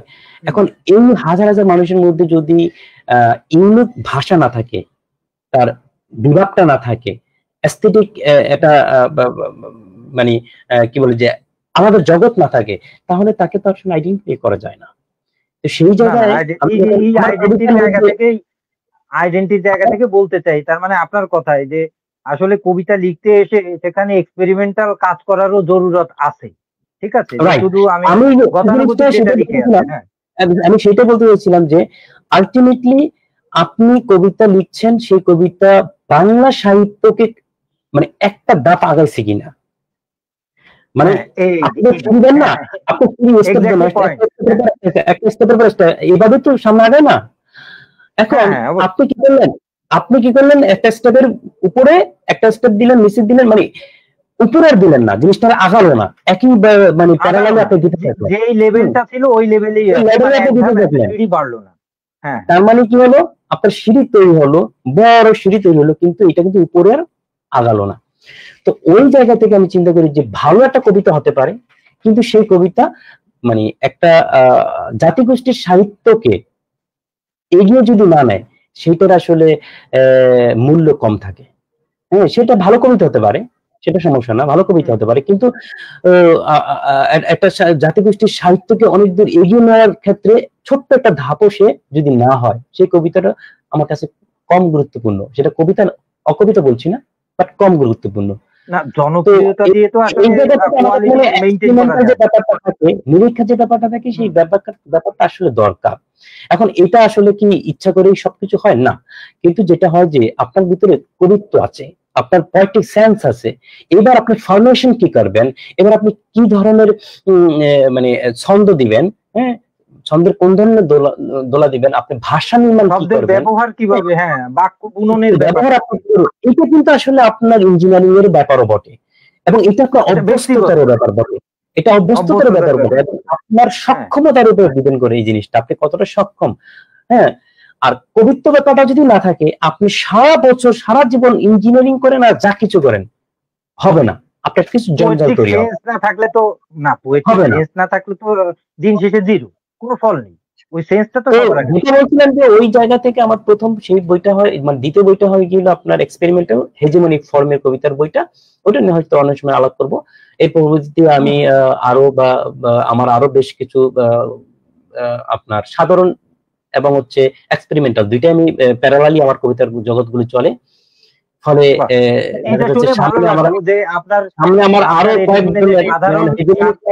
আমি তো যুক্ত করি নকিব ভাই, সেটা হচ্ছে যে সাধারণ, আপনি বলছেন যে আমার সাধারণ বইও আছে, এক্সপেরিমেন্টালও বই আছে, তার মানে ব্যাপারটা হচ্ছে এরকম যে আমার রিয়েলিস্টিকও আছে, আবার এক্সপেরিমেন্টালও আছে অ্যাবস্ট্রাক্ট ফর্মে। কারণ এক্সপেরিমেন্টাল যখন হয়, ওই জিনিসটা সমাজের কাছে, মানুষের কাছে নতুন একটা ব্যাপার উন্মোচিত হয়। তো মানুষ তো ওটা পড়ে অভ্যস্ত না, অভ্যস্ত হওয়ার জন্য সময়ের প্রয়োজন হয়। তো তখন ওটা অপ্রচলিত হওয়ার কারণে মানুষটিকে গ্রহণে ওইভাবে সক্ষম হয়ে ওঠে, মানে সক্ষম হয়ে ওঠে না। যেটা আমরা আমাদের পূর্বসূরি যারা ছিলেন, এরকম কাজ করেছেন, তাদের ব্যাপারেও দেখতে পাই। তারা অনেকে জীবিত অবস্থায় দেখেও যেতে পারেননি যে তাদের কবিতা মানুষ এত গ্রহণ করেছে। তো যাই হোক, তার মানে এটাই বলা যায় যে রিয়েলিস্টিক কথা বললেন। হ্যাঁ, না না, আমি বলি, যেটা আমি বলতে চাচ্ছি সেটা হচ্ছে কি, এই যে অনেকেই আছে, আপনি আরো ভালো জানেন, আপনি তো আরো মেশেন কবিদের সাথে, যে অনেক কবিরা আছে তারা চিন্তা করে লেখা শুরু করেই তারা অ্যাবস্ট্রাক্ট একটা ফর্মে চলে যাবে। এখন যেই মানুষটা রিয়েলিস্টিক একটা পর্যায়ের ভেতর থেকে যায়নি, সে যদি অ্যাবস্ট্রাক্ট শুরু করে, তার অ্যাবস্ট্রাক্ট কতটা এক্সপেরিমেন্টাল এবং গ্রহণযোগ্য সেটা কিন্তু ভাবার। মানে আমি এই জায়গাটা আপনাকে বলার জন্য আর কি থামিয়ে দিলাম, দুঃখিত, বলুন। আচ্ছা, রিয়েলিস্টিক যে ব্যাপারটা, রিয়েলিজম এবং মানে আপনার অ্যাবস্ট্রাক্ট যে পোয়েট্রি বললেন আপনি, রিয়েলিস্টিক পোয়েট্রির মধ্যে এটা লিনার ব্যাপার থাকে। হ্যাঁ, তো আমার কাছে যেটা মনে হয় যে অধিকাংশ কবিদের শুরুটাই হয় মানে আপনার রিয়েলিস্টিক পোয়েট্রির মধ্যে দিয়ে। কারণ হচ্ছে কি, মানে আপনি যখন অ্যাবস্ট্রাক্ট ফর্মে যাবেন, সেখানে একটা মাল্টি লিনিয়ার উইজডম তৈরি হয়, মাল্টি লিনিয়ার একটা মানে জগৎ তৈরি হয়, ম্যাটা প্যারালাল জগৎ তৈরি হয়। তো এই জগতে যেখানে যেখানে আপনার ব্যর্থতা থাকে, হ্যাঁ, তো এই ব্যাপারগুলো আসলে কবিতার জগতে ভালোভাবে প্রবেশ না করে কেউ আত্মস্থ করতে পারে না। আপনি যেটা বললেন, কেউ যদি একটু একটু কি বলে যে মুখস্থ বিদ্যা দিয়ে এসেই সে অ্যাবস্ট্রাক্ট ফর্মে যেতে গিয়ে কাজ করতে চায়, সেক্ষেত্রে সে ব্যর্থ হতে পারে, সেখানে তার অনেক ঘাটতি থাকতে পারে।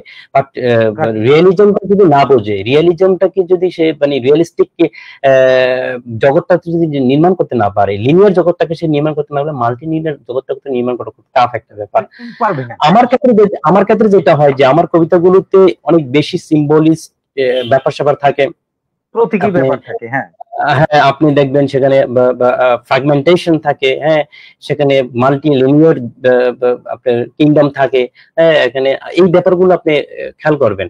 তো আমি যে জিনিসটা দেখি কি, যে কবিতার জগৎকে কতভাবে দেখা যায়। একটা কবিতা আপনি ঢুকবেন, সেই কবিতাকে যদি আমি কনভারসেশনের মধ্য দিয়ে করি, ইনার মনোলগের মধ্য দিয়ে আমি বলি, যে অ্যাঙ্গেল থেকে যেভাবে বলি না কেন, আমি সেটা কি করলাম, আমি যদি সেই জায়গাটাকে এমন ভাবে বলি যে বলার পরে সেইটা আসলে যেমন আমি বললাম পানি খেলাম, আমি বললাম পানি খেয়েছি, এই যে জায়গাটা, এইটা কি করে, এইটা একটা জগৎ, এইটার সৌন্দর্য একরকম। আর আপনি যখন বহুমাত্রিক জগৎকে আপনি সামনে আনবেন, তখন যেটা হবে কি, ওই বহুমাত্রিক জগতের মধ্যে এক এক পাঠক এক এক জগতে প্রবেশ করবে, সব পাঠক মানে এক এক ডাইমেনশন, মাল্টি ডাইমেনশন, বহুমাত্রিক জগতে মাল্টি ডাইমেনশন ব্যাপারটা ফুটে উঠে। রাইট। এক একজনকে এক একটা মানুষ এক এক রং দেয়। আল্ট্রা মডার্ন যুগে আরেকটা জিনিস খেয়াল করবেন তানভীর, আল্ট্রা মডার্ন যুগে কিন্তু এখন ফ্র্যাগমেন্টেশন একই সঙ্গে হাইব্রিড ফর্মের কবিতার যে জগৎটা, কোলাজের যে জগৎটা, এটাও কিন্তু মানে এক জগৎ তৈরি হয়ে গেছে। এটা কিন্তু শুধু কবিতায় না, আমরা পেইন্টিং এ দেখতে পাই। জীবনের জন্য কিন্তু এটা হয়ে যাচ্ছে। কনফ্লিক্ট জগতের জীবনের জন্য কিন্তু এটা হয়ে যাচ্ছে। এখন এটা আপনাকে চাইলেও কিন্তু মানে আমাদের জীবনটা কিন্তু এখন লিনিয়ার নাই। আমরা বলি যে সরল সরল জীবন, শুধু এখানে তো না, আমরা তো পৃথিবীর দিকে তাকালে দেখেন, আগে মানুষের একটা সংস্কৃতি বা কালচার যেটা আমরা বলি, সেটা এক একটা জাতিগতভাবে এক এক রকম ছিল, কিন্তু এখন যদি আপনি ওভারঅল হিসেব করতে যান তাহলে সারা দুনিয়া মিলে একটা মাল্টিকালচারে রূপান্তরিত হয়েছে। ঠিক আছে, এবং আরেকটা ডাইমেনশন যুক্ত হয়েছে যে আপনার ডিকলোনাইল যে পোয়েট্রি গুলো তৈরি হয়েছে, ডায়াসপোরা পোয়েট্রি গুলো যেভাবে তৈরি হয়েছে, এই যে ইকো পোয়েট্রি, নতুন ধারার ডিজিটাল পোয়েট্রি, ওরাল পোয়েট্রি, এই যে নানান টাইপের ডাইমেনশনাল পোয়েট্রি। ইভেন আরেকটা জিনিস আপনি খেয়াল করবেন যে এই এটাকে বলে যে আপনার ইনস্ট্রা পোয়েট্রি তৈরি হয়েছে কিন্তু আবার দেখেন, হ্যাঁ, ওই যে অন্য নাম কি, আমেরিকান একজন পোয়েট নারী, কি জন্য নাম ভুলে গেছি, ওই যে হানি, আচ্ছা, হ্যাঁ, যাই হোক, সে কিন্তু ইনস্টা পোয়েট্রি দিয়ে খুব জনপ্রিয়। এখন আমাদের এই এখনকার যে প্রযুক্তি জগতের যে নতুন আরেক জগতে আমরা প্রবেশ করলাম এই একবিংশ শতাব্দীর মধ্যে, তো সেই জায়গা থেকে কিন্তু আরেকটা জিনিস অনেক বেশি আসে। যেমন আমার কবিতার মধ্যে এটা আছে, আপনি মিনিমালিস্ট একটা ব্যাপার আছে। আপনি আমার কবিতা দেখবেন যে মিনিমাল সেন্স বলেন, মিনিমাল মানে শব্দের জায়গা থেকে, বাক্যের জায়গা থেকে এই ব্যাপারগুলো থাকবে, খুব খুব মানে ক্ষুদ্র হয়ে যাচ্ছে, অল্পের মধ্যে গভীর কিছু ব্যাপারগুলো আছে। এবং আগে কিন্তু এই আগের কবিতাগুলো তো অনেক বেশি আপনার সরানো ছিটানো থাকতো, এখন কিন্তু কম্প্যাক্ট। এখনকার কবিতার জগৎ কিন্তু অনেকটা কম্প্যাক্ট হয়েছে। মেটাপয়েট্রি জগৎ তো এখন দুনিয়া, মেটাপয়েট্রি দুনিয়া, ফলে দেখা যাচ্ছে আমাদের কবিতার কিন্তু অনেক ধরনের ডাইমেনশন পরিবর্তন ঘটছে। হ্যাঁ, তো যাই হোক, নকিব ভাই, আরেকটা জিনিস হচ্ছে কি জানেন, আপনার দেহ কিন্তু এই সময় এসে কিন্তু মনের পাশাপাশি দেহ কিন্তু গুরুত্বপূর্ণ একটা উপমা হিসেবে দাঁড়িয়ে গেছে। মানে এটাকে বলে এমবাইডেড ইয়ে, হ্যাঁ, ফলে এগুলো ভয়েস, এই ভয়েস খুব ইয়ে। হ্যাঁ ভাই, তো নকিব ভাই, আমরা আলোচনা করতে করতে দুইজনে এতই আড্ডায় মশগুল হয়ে গিয়েছি, তো আমরা কিন্তু ভুলে গিয়েছি সময়ের কথা। আসলে আড্ডা দিতে গেলে সময়ের হিসেব থাকে না, যদিও আমরা ধরে বেঁধে আসি এতটুকু সময় করব। কবি কণ্ঠে একটা কবিতা এবার শুনতে চাই, তারপরে ছোট্ট আর একটু আলোচনা দিয়ে আজকের আয়োজন শেষ করব। নকিব ভাইয়ের সাথে আমরা আরো আড্ডা দেবো নেক্সটে, আশা করছি। নকিব ভাই খুবই ব্যস্ত মানুষ, তিনি যেহেতু কবি পেশা হিসেবে আমাদের সমাজে ঠিক ওইভাবে আমরা দাঁড় করাতে পারিনি, কিংবা আমাদের পূর্বসূরি কিংবা আমরা এখনো পারিনি, সুতরাং আমাদের জীবন জীবিকার জন্য অন্য পেশা বেছে নিতে হয়। তো সাংবাদিকতার পেশায় নকিব ভাইকে অনেক ব্যস্ত থাকতে হয়, তার ভেতরেও যে এই যে আমাকে সময় দিল আড্ডার জন্য, অনেক অনেক ধন্যবাদ, ভালোবাসা। শ্রোতা দর্শক অনেকেই আসছেন, যাচ্ছেন, দেখছেন কিংবা পরবর্তীতে দেখবেন, সকলের প্রতি অনেক অনেক কৃতজ্ঞতা। আপনাদের জন্যই পাবলিকালি এটা করা। তো আপনারা আপনাদের মূল্যবান মন্তব্য রেখে যাবেন, আমরা দেখবো আপনাদের ভালো লাগা মন্দ লাগা, এবং যাদের ভালো লাগবে আশা করছি লাইভটি শেয়ার করে দিবেন, এই কবিতার কথা, কবির কথা মানুষের কাছে বেশি বেশি ছড়িয়ে দেবেন। তো আমি আর দেরি করছি না, কবি কণ্ঠে একটি কবিতা আমিও শুনতে চাই, শ্রোতা দর্শকদেরকেও শোনাতে চাই। নকিব ভাই, আমি কবিতা করি আর কি, পাঠও করি না, পাঠ করার যোগ্যতা নেই, আবৃত্তি করার যোগ্যতা না।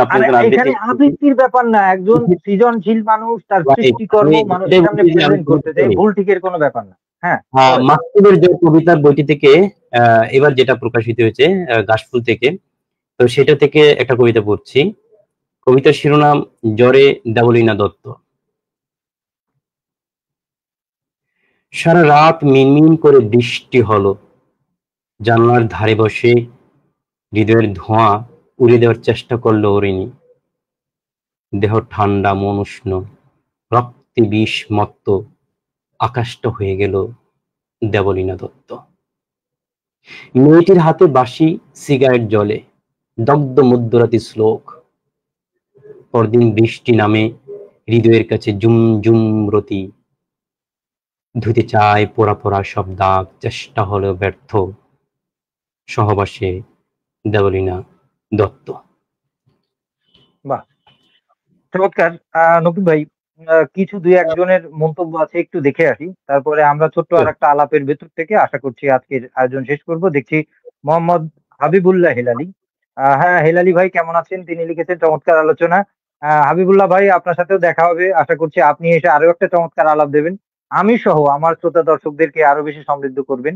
নকিব ভাই আজকে চমৎকার ভাবে সমৃদ্ধ করেছেন। তারপরে দেখছি সীমান্ত মুরাদ লিখেছেন, আমি মনে করি না কবিকে কবিতার উৎকর্ষতাকে ফোকাস করে আগাতে হবে। কবিতার অন্তর্গত কথাগুলোই কবির প্রাণ স্পন্দন।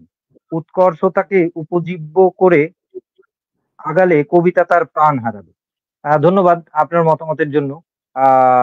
মতানৈক্য এবং মতৈক্য থাকবেই। আশা করছি আপনার এই ব্যাপারটা নিয়ে আমরা পরবর্তীতে আলোচনা করব, যেহেতু আমরা আসলে আড্ডা এতই মশগুল ছিলাম, আমাদের কথা ছিল আমরা 30 মিনিট করব। তো কখন যে 50 মিনিট পার করে ফেলেছি আমরা নিজেরাও জানি না, আসলে আড্ডাতে হয় না এরকম। তারপরে যেহেতু আমরা একটা লাইভের মাধ্যমে এসেছি, মানুষজন দেখছে, সময়ের একটা ব্যাপার থাকে। নকিব ভাই নিজেও ব্যস্ত মানুষ, যারা দেখছেন তাদেরও কম বেশি ব্যস্ততা থাকে। এরপরে দেখছি নিশাদ আফসারি, তিনি লিখেছেন আছি। আরো অনেকেই হয়তো মন্তব্য করেছেন এবং করবেন, আমরা সেগুলো পরে দেখব। সময়ের কারণে আমরা সেদিকে যাচ্ছি না। নকিব ভাইয়ের কাছে এখন যেটা জানতে চাই, এই যে কবিতা, কবিতা আসলে আমাদের সমাজে এবং সমাজের মানুষের উপরে কিভাবে প্রভাব ফেলতে পারে এবং তার ইম্প্যাক্ট ভালো মন্দ কিরকম ভাবে হতে পারে, এই ব্যাপারটা যেরকম। আর সাথে আরো একটা প্রশ্ন রেখে যাই, এই আলাপের মাধ্যমে শেষ করব। সেটা হচ্ছে জাতিগতভাবে আমাদের পাঠ অভ্যাস এবং বই কেনার অভ্যাস কিভাবে আমরা বাড়াতে পারি বলে আপনি মনে করেন একজন কবি হিসেবে?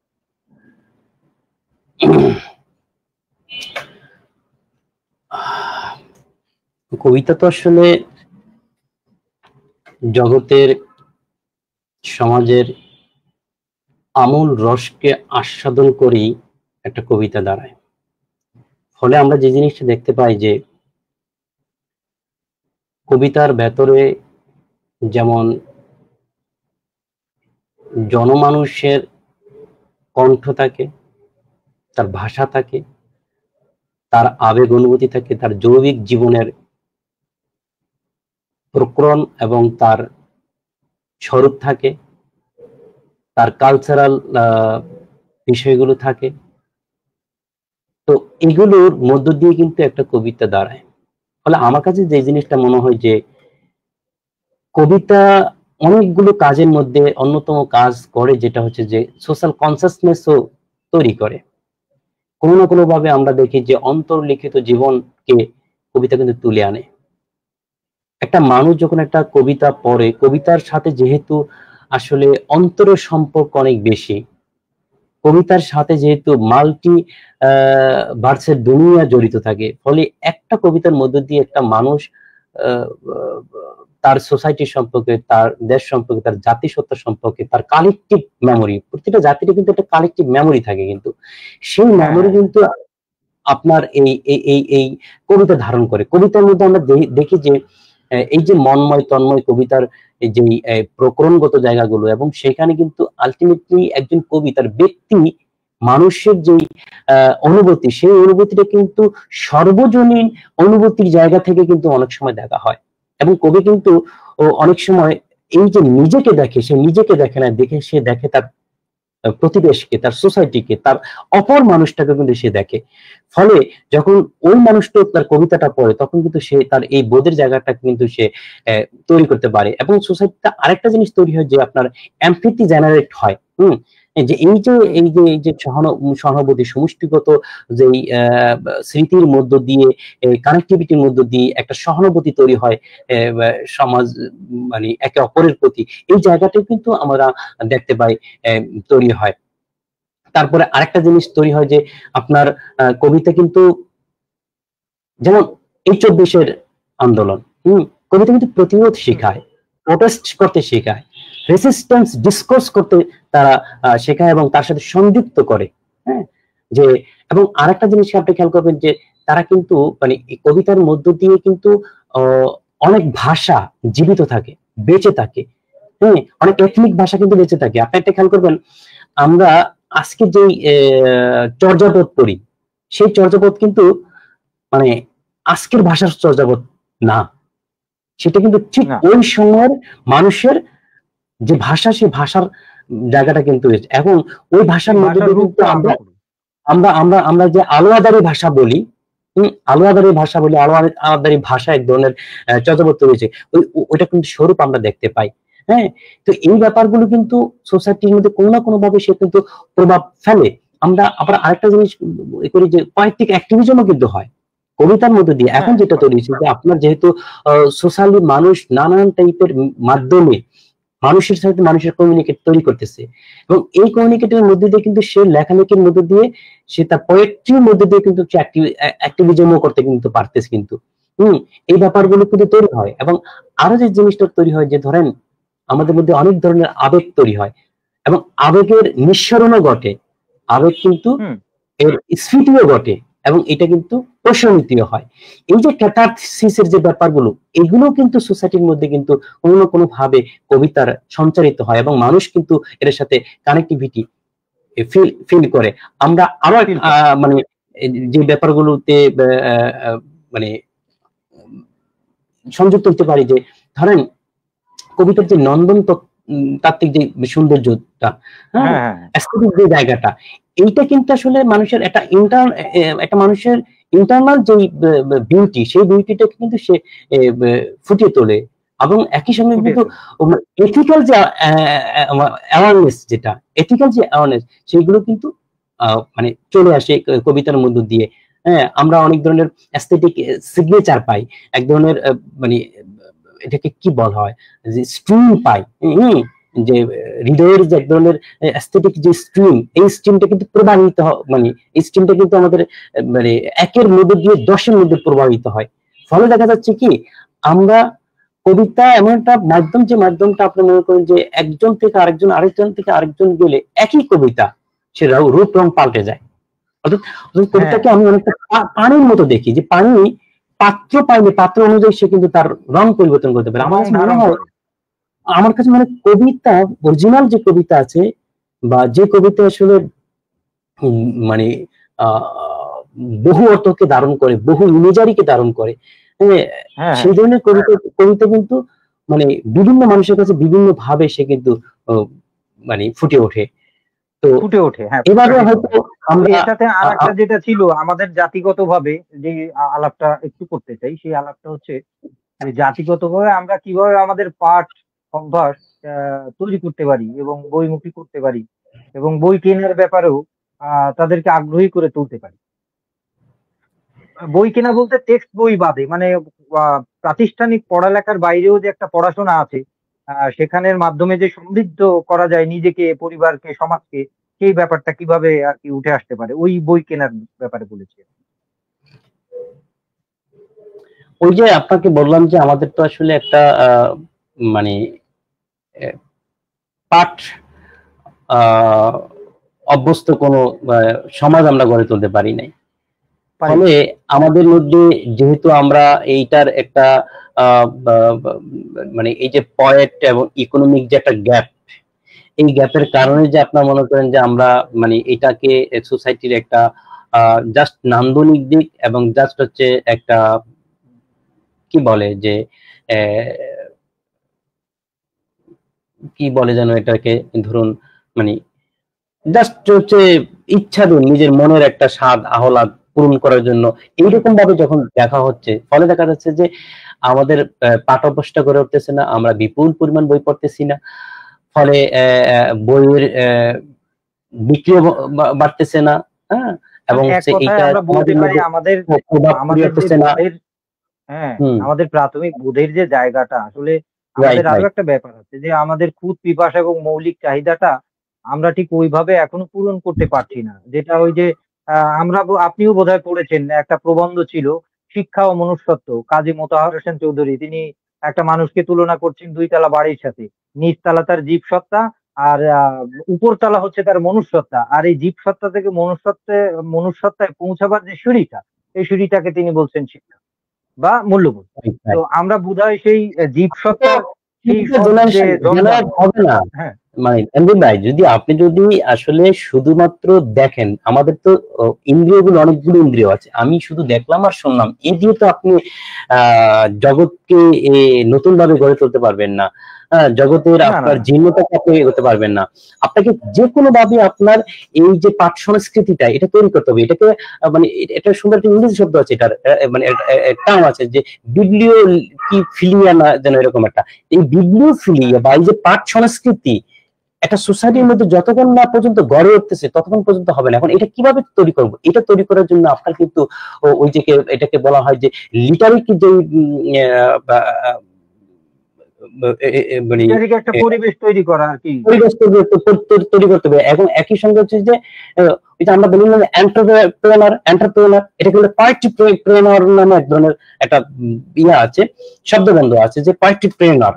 এই পার্টিপ্রেনার যখন মানে সোসাইটি কিন্তু আছে, কিন্তু সেইটার পরিমাণটা যখন বাড়বে, যারা হচ্ছে আপনার মনে করেন যে এই পাঠাভ্যাস তৈরি করবে, নিজেই শুধু পাঠ করবে না, সে 8-10 জনকে পাঠ করানোর জন্য ইয়ে করবে, এবং হচ্ছে সে নানান ধরনের আয়োজন করবে মধ্যে,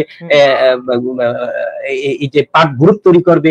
এইসবের মধ্য দিয়ে যখন আমরা একটা প্রতিটা সোসাইটির মধ্যে এই ধরনের কার্যক্রমগুলো অব্যাহত থাকবে, এবং হচ্ছে লাইব্রেরি গুলো প্রচুর পরিমাণ তৈরি হবে, এবং একটা প্রান্তিক অঞ্চলেও যেন প্রান্তিক অঞ্চলের একটা গ্রামে যেন একটা লাইব্রেরি থেকে আর কিছু না থাকুক, লাইব্রেরি থাকবে, এবং সেই লাইব্রেরিতে সারা পৃথিবীর বই যাবে, সেটা সংখ্যায় অল্প হোক, বাট সেইটা কার্যকর কিছু বই যেন বাংলাদেশের প্রত্যেকটা গ্রামে, প্রত্যেকটা প্রত্যন্ত অঞ্চলে যদি এইটাকে যদি কোনোভাবে ছড়িয়ে দেওয়া যায়। এখন এর ভিতরে একটা প্রশ্ন মানে যুক্ত হলো, নকিব ভাই আপনার সাথে শেয়ার করি। এটা কি ব্যক্তি উদ্যোগে, জনগণ তার ব্যক্তি উদ্যোগেই এটা করতে পারে, নাকি কোনো জাতিগত বা রাষ্ট্রের জন্য রাষ্ট্রীয় সহযোগিতাটা একটা অনেক বড় ব্যাপার? রাষ্ট্রীয় ইনিশিয়েটিভ মানে কার্যপ্রণালী নেওয়াটা, যে উদ্যোগ নেওয়াটা, যে এটা আমরা করতে চাই রাষ্ট্রীয়ভাবে, কারণ আমরা জনগণরা এটা করতে পারবো। আমি যেটা মনে করি কি, আসলে জনগণ রেডি না হলে তো রাষ্ট্র রেডি হয় না। আমরা আমাদের এখানে দেখি যে বারবার ফেসিস্ট আসতে দেখি, আমাদের এখানে একটা ডেমোক্রেটিক সোসাইটি, কান্ট্রি দাঁড় করাতে পারিনি আমরা 53 বছর বয়সে। তো এটা পারিনি, এটা কারণ কি জানেন? দেখেন, এখানে শুধুমাত্র তো রুরালরা মানে মানে আপনার দায়ী এরকম না, এখানে জনগণও কিন্তু দায়ী। অর্থাৎ ওইরকম যে দেশের জনগণ যেমন, তার শাসক কিন্তু তেমনই হয়ে ওঠে। এটা একটা যেরকম বাস্তবতা। আরেকটা বাস্তবতা হচ্ছে কি, ধরেন মানে আমাকে যদি এখন বলেন, আমি রাষ্ট্রের কাছে আসলে কিছুই চাই না। কেন চাই না? আমি রাষ্ট্রের কাছ থেকে মানে কোনো আশা নাই আমার রাষ্ট্র থেকে। রাষ্ট্রকে আমি বলবো এটা সম্ভব। আপনি যেটা বলেন যে মানে রাষ্ট্রের মাধ্যমে সারা দেশে এগুলো সম্ভব, কারণ একটা ব্যক্তিগতের একটা মানুষ এটা মানে সম্ভব। ও মানে হয় অনেক সময় কি হয় কি, ভালো মন আছে, টাকা নাই, অর্থ করি নাই, তার ইকোনমিক কন্ডিশন খারাপ। আবার ইকোনমিক কন্ডিশন ভালো, ধনী, টাকা পয়সা অর্ডার, বাট সে কিন্তু আবার এই লিটারারি যে সিটিজেন, এই লিটারারি সিটিজেন সে হয়ে উঠতে পারেনি। বুঝতে পারছেন? ফলে যে জিনিসটা হচ্ছে যে এটা আসলে ব্যক্তি উদ্যোগের জায়গা থেকে কিন্তু অন্য দেশ হলে আমি বলতাম যে অবশ্যই সেটা সরকারি উদ্যোগে সম্ভব। কিন্তু এখন সরকারি উদ্যোগে যদি এখনো হয়, যেটা হয় কি জানেন, আপনার মানে যত আবার তাবার বইগুলো দিয়ে দিবে, দুর্নীতি হবে, আপনার মানে 5 কোটি টাকার বই দিবে, বইয়ের অর্ডার হবে, আপনার কাছে মাত্র 2 লাখ টাকার বই পাঠাবে। সেই বইগুলো কি হবে, ওই বন্ধু করিমের বই দিয়ে দিবে। মানে এই এটা আসলে আমি রাষ্ট্রের কাছ থেকে, রাষ্ট্রের যে অবস্থা, এই অবস্থা থেকে রাষ্ট্রের কাছ থেকে আমি কিছুই আশা করতে পারি না। ফলে আমরা যারা কবি আছি, আমরা যদি যতটুকু পারি আর কি, আমরা কি বলে, আমাদের সাধ্যের ভেতরে আমরা যদি 5 জনকে পারি, সেই 5 জনকেই যেন আমরা, যে যেখানে সচেতন মানুষ আছে, আমরা যেন এগিয়ে চেষ্টা করি যে এই পাঠ অভ্যাসটা এবং পড়ার মাধ্যমে যে আলোকিত হওয়া যায়, সেই ব্যাপারটা যেন আমরা করতে পারি। যাই হোক, আমি আর এগুলোর মধ্য দিয়ে আমাদের বই প্রেমটা তৈরি হবে। কারণ আমরা তো দেখি যে কি জানি, আমার বন্ধুর জন্য, আমার বান্ধবীর জন্য, আমার প্রেমিকার জন্য, আমার পরিবারের এটার জন্য, সেটার জন্য আমরা জীবন উৎসর্গ করে দেওয়ার জন্য রেডি। কিন্তু আমরা একটা বইয়ের জন্য, বই যে কত গুরুত্বপূর্ণ, বিবলিওফিলিয়াটা কিন্তু আমাদের মধ্যে তৈরি হচ্ছে না। এখন আমি মনে করি যে বিবলিওফিলিয়াটা যদি আমরা সোসাইটির মধ্যে ছড়া দিতে পারি, কবিরা নিজেরা যদি ফিল করে, তাহলে সে আর 10 জনকে ফিল করতে পারবে। এবং সেভাবে ধৈর্য তৈরি ফিল হবে। করতে। হ্যাঁ, এটা একটা কবির জায়গা থেকে এবং সচেতন মানুষের জায়গা থেকে করা সম্ভব মোটামুটি। তো যাই হোক নকিব ভাই, আমরা প্রায় ঘন্টা পার করে ফেলেছি। তো আজকের মতো আড্ডা আর দীর্ঘায়িত করছি না। তো শেষ পর্যায়ে চলে এসেছি। শ্রোতা দর্শক পরবর্তীতেও যারা যুক্ত হয়েছেন কিংবা একদম লাইভ শেষে আরো অনেকেই দেখবেন, যারাই দেখবেন সকলের প্রতি অনেক অনেক ভালোবাসা রইলো। এই দৈনিক আড্ডাবাজি মোটামুটি চলতে থাকবে। আজকে আমাদের প্রিয় মানুষ, আমার একজন প্রিয় কবি এবং ভালোবাসার মানুষ, তার সাথে খুবই ক্যাজুয়ালি আড্ডা দিলাম। ফরমাল ক্যাজুয়াল যেটা মনে হয় মানুষের সাথে যোগাযোগ স্থাপনের চেষ্টা করলাম। তো আশা করছি আপনারা যারা দেখছেন যে যেখান থেকে আরো বেশি যোগাযোগ স্থাপন করবেন। আমরা চেষ্টা করি, আসলে কতটুকু পারবো জানি না। আপনারা সবাই মিলে যদি আসেন, হয়তো একজন মানুষ ১,০০০ আলো না জ্বালতে পারে, একটা বাতি তো জ্বালতে পারে। আমরা যেন সেটাই চেষ্টা করি। আর সেই ভালোর দিকেই যাই, আমরা সুন্দরের দিকে যাই। আজকে আর কথা বাড়াবো না। বিদায়ী শুভেচ্ছা বিনিময়ের জন্য চলে আমি যাচ্ছি। একটা কথা বলি, আজকের সম্মানিত অতিথি নকিব ভাই। হ্যাঁ, আপনাকে অনেক ধন্যবাদ, এবং হচ্ছে যারা আমাদের এই অ্যাব্রো-খাব্র কথাবার্তা শুনছেন, সহ্য করেছেন, তাদেরকেও ধন্যবাদ। আমি পরিশেষে একটা কথা বলি যে আমার কবি বন্ধুদেরকে, সাহিত্যিক বন্ধুদেরকে, বড় ভাইদেরকে, ছোট ভাইদেরকে, সবার কাছে একটা জিনিস বলি যে আসলে আমরা আসলে মানে গ্রাসরুট লিটারারি মুভমেন্টটা আমরা তৈরি করতে পারি কিনা। হুম এটা যদি আমরা তৈরি করতে পারি, আমি মনে করি যে নগর কেন্দ্রিক যে চিন্তা ভাবনা, শহর কেন্দ্রিক যে মানে সাহিত্য পাড়া, এই সাহিত্য পাড়াটা হ্যাঁ, হ্যাঁ। যদি আমরা একেবারে গ্রাসরুট পর্যন্ত ছড়া দিতে পারি, একদম সারা বা এই ক্ষেত্রে সমাজে এবং আমার দেশের মনে হয় বিভিন্ন সব আমাদের স্তরে ছড়িয়ে দিতে পারি। সাহিত্যটা আমরা যেরকম একটা মানে বিশেষ করে লিটারারি একটা সোসাইটি চাই, লিটারারি একটা সিটিজেন চাই, ওই সিটিজেনটা আমরা তৈরি করতে পারবো, এবং একটা সময় এসে আমাদের মধ্যে সহন ক্ষমতা, সহনশীলতা তৈরি হবে, এবং সাহিত্যিক যে রসবোধ সম্পূর্ণ সোসাইটি, সেই চিন্তা করতেছি যেখানে হানাহানি মারামারি কম হবে, বা মানুষের মধ্যে বিবেক মানে মানবতা বোধ বেশি থাকবে, বিবেক থাকবে, মানবতা বুদ্ধি থাকবে। মানুষ অনেক বেশি সহানুভূতিশীল হবে, এই সোসাইটি হবে, সেটার আহ্বান রেখে আজকের মতো শেষ করছি, এবং সবাইকে ভালোবাসা ও শুভেচ্ছা। ধন্যবাদ অসংখ্য নকিব ভাই, আপনাকে আবারও অনেক অনেক ভালোবাসা। শ্রোতা দর্শক, তো আমি আর কথা দীর্ঘায়িত করব না। খুব শীঘ্রই আবার নতুন কোনো অতিথি নিয়ে এই দৈনিক আড্ডাবাজিতে আপনাদের সাথে দেখা হচ্ছে। সেই পর্যন্ত যে যেখানেই আছেন, যে অবস্থায় আছেন, ভালো থাকুন, সুস্থ থাকুন, সুন্দরের সাথে থাকুন। এই বলে শেষ করছি। আমি তানজিদ সৌরভ। শুভরাত্রি।